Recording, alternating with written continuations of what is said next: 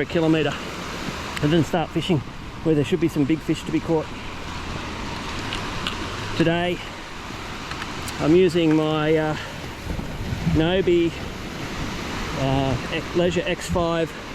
It's a 10-foot rod, you can cast jigs up to 100 grams, and I've got on it my Shimano Stella 6000 I've got light line on today, just 20-pound braid because I'm on the beach. If I was off the rocks I'd have a heavier line, like 30 or even 40-pound, just for abrasion resistance. And to start off with, I'm using a tungsten, so it's a Jigging Pro tungsten 40-gram silver, 2 assist hooks on the head and a larger assist hook on the tail. Been having a lot of success with this lure lately.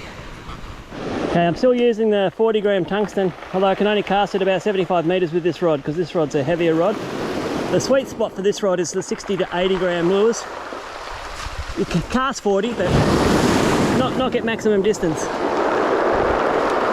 I like this spot here because there's a sandbar just to my left, and the bottom of the sandy bottom here is scalloped from when there's big waves and currents. And this is a spot where I often get, on the rising tide, I often get flathead, including big ones, but also get salmon, and in the summer I'll get whiting and even the occasional trevally here when I use small jigs. So the reason I'm sticking with the 40-gram and not going to a 60, which I can cast further yet, is because I'm just not sure what fish are here. I've only seen one small group. Oh, I just had a hit. It's a really small salmon, like 20 centimetres. Yeah, there's only been one school of bait fish that I saw busting on the surface, and they were way out beyond my casting range anyway, and I don't know what size the predators were.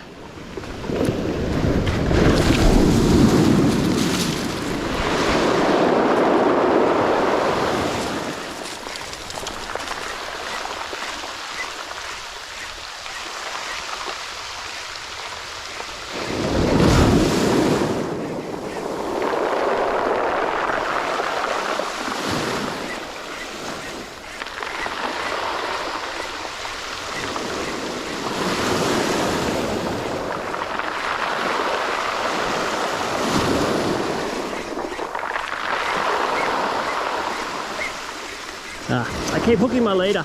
The way these waves are, there's a wave coming out and a wave coming in, and when the wave going out hits my jig while I'm jigging, it often flicks the tail hook of the jig up onto the line like this. So you can do away with the tail hook if that's causing you too many problems, but a lot of the fish, particularly if you're jigging fast, they'll grab it by the tail end, and so I always like to have the tail hook on if I can, and only take it off when it's just impractical.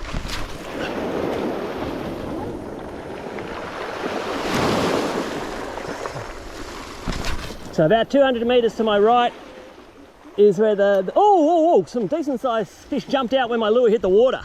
So the splash of it must have alarmed them. Okay, that was right at the maximum range of this little jig. Okay, so I don't know whether they're little mullet or cocky salmon, but when my lure hit the water, several fish jumped out and one of them tail walked for a bit. I want to keep the 40 on until I get past the reef, just because I know that I'm more likely to get flathead and the salmon under 40 centimetres with the 40-gram jig rather than the 60-gram. I'll change to the 60 soon though, just so I can get the extra 20 metres casting distance. That extra 20 metres often makes the difference between fish and no fish. I'm often hooking them 70 to 90 metres from the beach. And if I can't cast that far, then I'm just not going to get fish. So this is how I'm over there's a little patch of reef there, I'm on the other side of it now.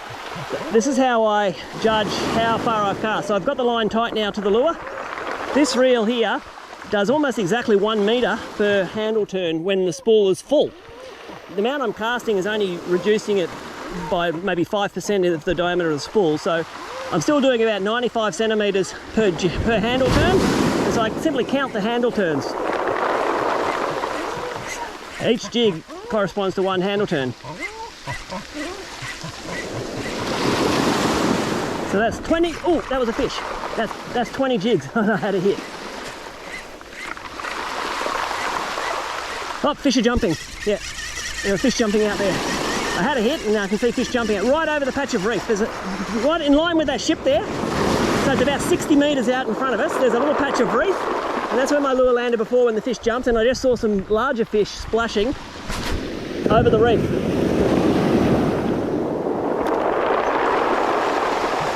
So I'm on the other side of the little patch of reef, so I just got to be careful I don't get snagged on it. Yep, got it. So I saw the fish, I targeted them, and I hooked one up. Yeah, so yeah, this is what I mean about sight fishing on this beach. I'm on the lookout for bait fish jumping, for shadows in the water, and if I get a hit, I try to see if I can see where the fish are. I'm holding my rod down to the left just because I want the fish to go to the left. I don't want to be looking into the sun, where the sun's reflecting on the water. Oh, there he is. Nice salmon. Good one. Problem is that got little hooks. Oh, there's a good spot to land here. There's a bit of a scalloped area here in the sand, in the gravel. So if I can get the wave to bring him up and get him up into there, he shouldn't fall back down into the water, hopefully. One of the key things is don't pull them in too soon. Like if you try to pull them up out when they're not tied out, then they'll jump right up in the edge of the water here and get off. So I'm actually got to tire him out. Oh, he's big. He's a big fish. Yeah, he's at least 1.5 kilos. So I've got my drag pretty low, so if he does make a run, I'm not going to pull the hooks out of his mouth. Because like I said, they're little hooks. And I'm going to wait for a wave. Oh, he's a nice fish. Let's see if I can get, just in case he gets off, see if we can see him in the water there. There we go, should be able to see him there. Here comes a wave. Yep, beautiful salmon. Okay, I'm going to use this wave. There we go, using the wave to get him up. What a fish. Oh, he's actually a 4-pounder. That is a bona fide 4-pound salmon on the 40-gram jig. Absolute beauty. What a magnificent fish. Oh, look how fat he is. He's over 50 centimetres and at least 1.8 kilos. I tuck my finger glove. I don't want to get fish slime on it. I grab him by the tail. Oh, he's slippery. Like that. Whoop.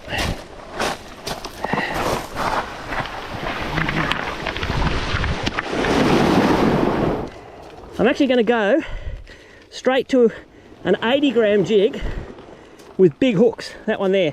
So that's got 3/0 hooks, a pair of 3/0 hooks. So that's an 80-gram, it's Funadeco slasher, 80-gram silver with the holographic silver paint. It's got two 3/0 hooks on the head and a 3/0 hook on the tail. It just means if I do get a big fish like that, the hooks are more likely to get into the bone and hold on to the fish, so they're less likely to get off. It's an 80-gram slasher from Funadeco. I love these because they've got the beautiful holographic silver paint. They've got the big eye, and when predators, normally when they're targeting a bait fish like this, they'll grab it by the head, they'll target the eye, and that's where these two big hooks are. It's a brand new lure. I actually just rigged this up with hooks last night. I always check, because sometimes whilst I'm making these hooks, they get blunt, or in storage they just lose their sharpness. So I'm always checking, make sure they've still got the sticky needle sharp hook points like that. They should dig into your fingernail without pressure. You don't want them skidding across like this. They should dig in and not slide across, even with slight pressure. So this is one of my favourite lures to use on this beach when they're a big salmon. A, because they can see it from a long way away. I can cast it a long way out, and with the big hooks on it, generally speaking, the salmon, once they're hooked, they'll stay hooked no matter how much jumping they do, provided I can get one of the hooks through bone. And often what happens is during the fighting, you'll have like one hook in the mouth, and then this other hook, for example, might hook into the side of the gill flap or somewhere else. And so once they've got two hooks like that, it's extremely difficult for them to get off. But in these conditions, I want a brand new pristine jig. So in the clear waters out there, if I've got 2 kilo salmon going for it, they grab it aggressively without hesitation. Now I've got to warm up. I've been casting the 40 jig for half an hour or so, but I've got to warm up with the 80 by doing not full power cast, but like an 80% power cast to start off with. Make sure the drag's tight, so when a salmon grabs it, I want to be able to set the hook into bone. Also what I'm doing now is I'm scanning the water looking for fish action. So between us and the 2 tankers over there, there's a big patch of reef over that direction. And fish often chasing bait between us and that reef over there. And then there's a small patch of reef out in front of me, about 60 metres off. And then to my right, about maybe 70 or 80 metres to the right, is the long reef that runs parallel to the beach. And all of these structures are where the bait fish go to hide, or they go to feed their, looking for whatever's living around the reef, and then they hide amongst the structure to escape predators like the salmon. So targeting those structures, but without getting snagged, is one of the keys to successful fishing here. But I always start off slowly so I don't pull muscles. Like any exercise, you need to warm up. Yeah, that's a better cast. I timed that one a little bit better, so got a little bit of extra distance on that one. Oh, I can see fish action actually out near the reef, probably another 50 or 60 metres beyond my casting range. I just saw some fish action on the surface.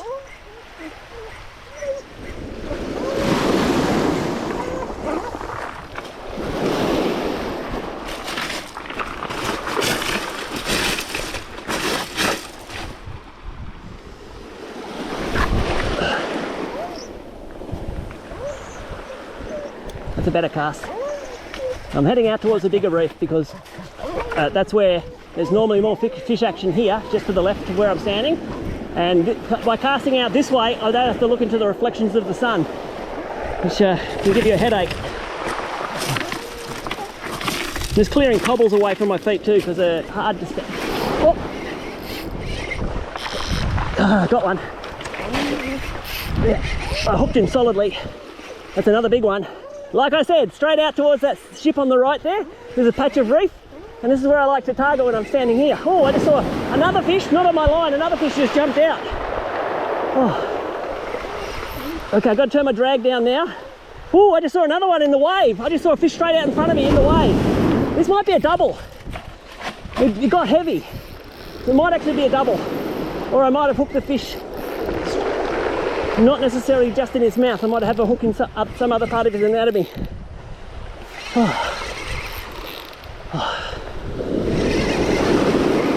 Oh, there, splashes. It looks like it's one big fish.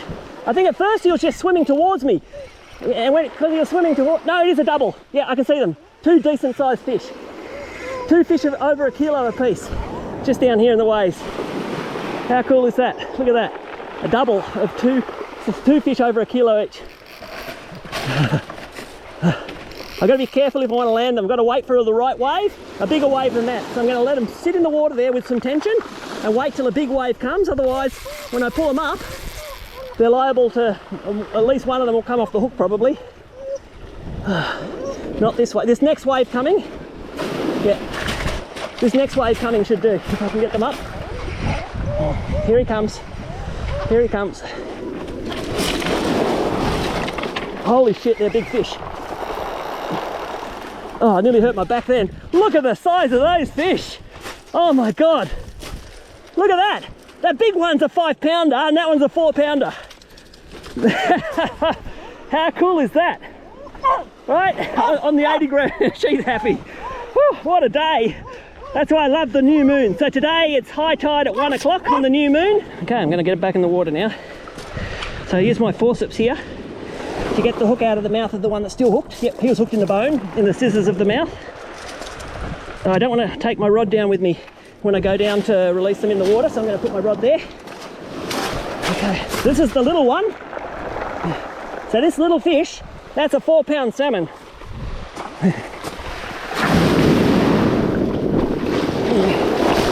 Whoop, I nearly went in. The gravel slipped out from under me. And this big one, he's a 5-pound salmon. What a fish. That's about 60, maybe 65 centimetres long. What a thumper. There they go. Woo! What a day. And the reason I wear the gloves, this one protects my finger from being cut by the line when I'm casting. I've got a scar there, that white scar there. It's where my finger's been sliced to the bone, doing a bad cast. This is a king crab neoprene finger glove. These are the best finger gloves I found. I've tried dozens of them. This is the best one I've found. So I bought like 100 of them and I sell them to my friends as well. It's a terrific finger glove. And on my right hand, I'm using an actual gardening glove from Mitre 10. So this is the Rhino gardening glove. It's got synthetic leather, Velcro fastener on the wrist, elastic. It's the best fitting glove and the one that performs best when it's wet that I've actually found, better than like Shimano and Daiwa gloves that cost 4 times as much. Now, I had my drag down low for those fish. I want about at least 12 pounds of drag. It's 20-pound braid, but its actual breaking strain is closer to 30 pounds. So I want about 12 pounds of drag so that when I strike, I can really set the hooks over a long distance, because even braid will stretch slightly over that distance. Plus, you've got to straighten the braid out, because from casting, it's not always directly straight.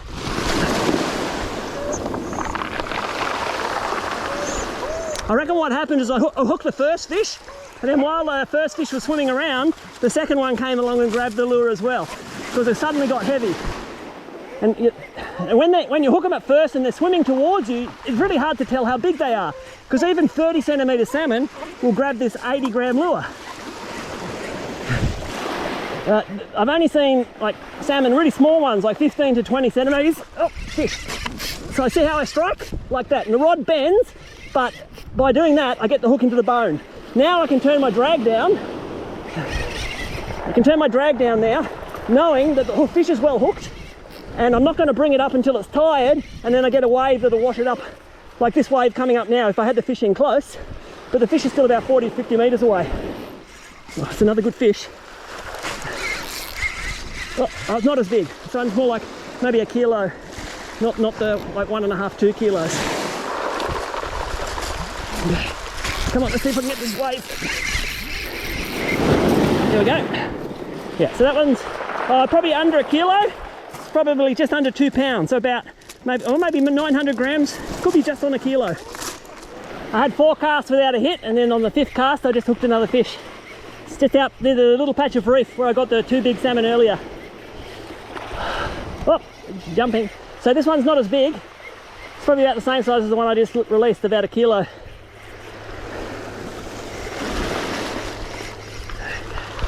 Turn the drag down just. Yeah, I've got my drag way too tight. So this is the advantage of the big hooks. Generally speaking, once they've got the big hooks in them like this, it's very hard for them to get off. I'm just waiting for a wave now. Oh, he might be bigger than I thought. He just wasn't pulling that hard at first. Come on. Oh yeah, no, he's decent. He's closer to 1.5 kilos. Yeah, it's probably about 1.6 kilos, I'd say. Another beautiful salmon. Oh, what a fish. Yeah, so this is a salmon. It's just over 50 centimetres. 53 centimetres and about 1.6 kilos. He's not quite as fat as some of the other ones, but he's still a beautiful fish. I'm just trying to get my thumb in his jaw like that, and then I'll pop him into the water. There he goes. The fish moved, so I came further up the beach. I saw fish action. Actually, fish action about another 200 metres to the right, but then I saw some out opposite me here. And the camera battery is getting low, so I'm only going to use it now when I've got a fish. This one, I think I've hooked it in the back. It's not a very big fish, it's about a kilo. I need to get, oh, no, he just got off. Yeah, he was hooked in the back of the head. I mean, he hit the lure and I missed him, and then he hit it again, and then I hooked him, but I hooked him in the back of the head. And then he got off, of course. The reason I'm casting out to the left is so I don't have to look into the sun, and because there's a little bit of reef out there, and that's where I saw some fish action, out near that little patch of reef. And then I hooked that fish after about 20 turns of the handle. So I just had a hit just then. Yep. See how I'm striking? That's well hooked now. So, because the last one I did 2 strikes and he got off, this one I did 3 strikes to make sure I've set the hooks as firmly as I can. If I got a hook in the bone, it's going to be almost impossible for the salmon to get off. It's a big fish too, I can feel it. It's either a single big fish or a double. Oh, there he is. Yeah, now he's one big fish and he's well hooked. So this next wave should get him. I'm just going to tighten my drag now. So, here we go. Whoa! Honey ran over the fish. Oh, now he's hooked into my bag. Oh, that is another 4-pound salmon. Yeah. About 1.6 to 1.8 kilos, I reckon. That's 1.5, so he's about between. This scale's a bit old now. It's about 1.6 kilos, so just under 4 pounds. There's no way that fish could have got off that hook without me breaking him off. Beautiful salmon.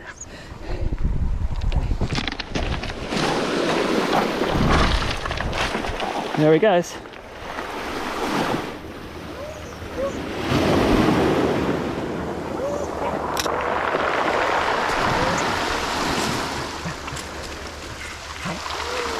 Oh, that was a fish. Yeah, got him. Yeah, he was swimming towards me, so I had trouble hooking him, but I got him. Yeah, right where that patch of reef is again. I'm standing exactly the same place, casting out towards that tanker and where that big reef is. And it's exactly where I just hooked this fish too. It's a big one. Oh yeah, he's pulling hard.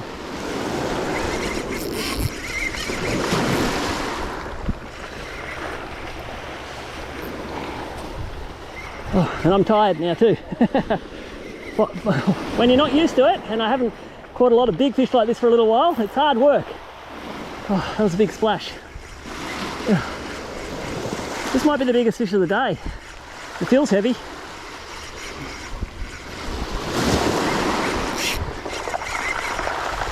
Oh, it's a double. It's a double. That's why I feel so heavy. It's a double. So it's 2 salmon over a kilo a piece. Okay. I just got to think about where to land them. Up to the right a bit. There's this area here is just a little bit scalloped. It'll be easier to get them up on top once I get the water. A wave. I've got to wait. Here come some waves. There's a set of waves coming. So I've just got to time it right. Both these salmon look like they're over 50 centimetres. Here we go. Come on. Woohoo! Holy cow, look at that. That one there is about 1.2 kilos. This one here is over 2 kilos. That is a thumping big salmon. That's a almost 5 pound salmon.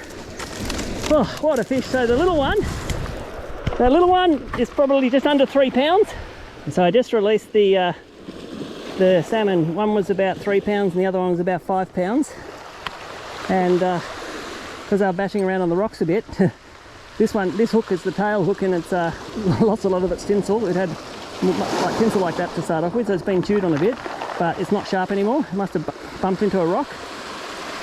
So I just, first of all, I run the hook at about a 30-degree angle. I'm putting the hook down like that on the sharpening stone, and then you often end up with just a little burr on the end, and so the groove here allows you to sharpen see how I'm bending the assist hook quarter way? So I'm almost touching the assist hook at the top there, and I'm putting the point of the hook in the groove, and there's just a couple of times like that just to get any burrs off the tip, and that's sharp. And then one of these hooks was blunted as well, and that one's okay. You just stick it in the fingernail. If it skids across the fingernail, it's not sharp. If it sticks in, it is. That one there's blunt, so the tip has been bent over, or sometimes you get a little burr and you can actually just straighten it out with your fingernail, but this one's blunt. So this one will need a bit of this.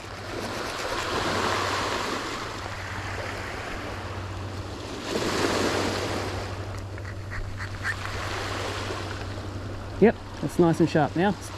It just sticks straight into my fingernail. It doesn't skid across at all. All right, so this lure now. So I caught a couple of salmon on the 40-gram tungsten at the start of the day, but the rest of the salmon, I'm up to about 10. So yeah, 8 salmon so far I think I've caught on the 80-gram with the bigger hooks, and I've only lost 1. That's why I like using the big jig with the big hooks. There goes an aeroplane, because we're right near Devonport Airport. So that's a Qantas -8 going into land at Devonport Airport. I literally just got busted off by something massive. My line must have been a bit frayed, or I got bitten through. I'm not sure which, whether I lost my leader or not. No, I lost the leader. So yeah, I must have had a bit of frayed line. This is why I want to replace this line as well. It's getting a bit frayed. I hooked something massive. It felt like it was 3 or 4 kilos. And it's just doing some head shakes, and then the line just snapped. So there are still fish here. So I'm going to quickly tie in a new leader and then see if we can get another fish. I got another fish on the replacement 80-gram jig. I hooked it about 80 metres from the beach, I've only got about 2% camera battery left. It's either one big fish again, or I've got a big double. Oh, it's so heavy. You know, at least this time the frayed line, which broke before on my previous cast, it must have been like where my finger grabs the line when I'm casting, because the frayed end was like brown and a bit dirty and frayed.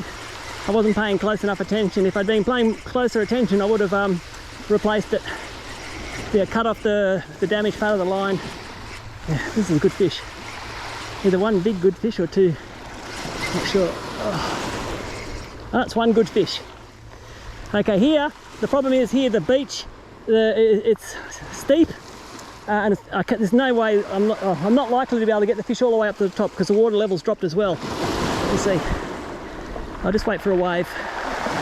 So if I'm fishing here and want to keep the fish to eat, then I bring a net with a 7-metre handle, which will reach all the way down to the water. And here we go. There we go, another big salmon. Oh, it's a fat one. So it's a cocky salmon. It's got the yellow dots on its sides, but it's over 1.5 kilos. It's so fat. Beautiful fish. Have it. I've got another one. Another good fish. Oh, it hit twice, and the first 2 times I missed it, so then I let the lure settle onto the bottom, and then picked it up and did a couple of slow jigs, and then I grabbed it and got hooked up solidly. Oh, any moment now I'm going to lose the battery. I run out of battery. Oh man, another salmon about 1.5 kilos. Gosh, this magnificent fish. All right, let's get him back in the water and then see if we can get another one. Another one. I'm down to 1% battery, and I got another big fish hooked about 90 metres. So, oh, well, there he goes, jumping. Oh, he got off. That time, yeah, that one got off. I had my drag a bit too low. When I went to strike, I forgot to tighten the drag after the last fish. When I went to strike, the drag was buzzing, but I wasn't actually getting any power into the hook. All right, let's try again. Very next cast, and I hooked up again after losing that previous fish. This time my drag was tight enough and I struck 3 times, and it feels like it's much more solidly hooked. I'm just turning my drag down now just so that when I get into the shallows, if it runs, I don't pull the hooks. It feels well hooked though. It's another good sized fish.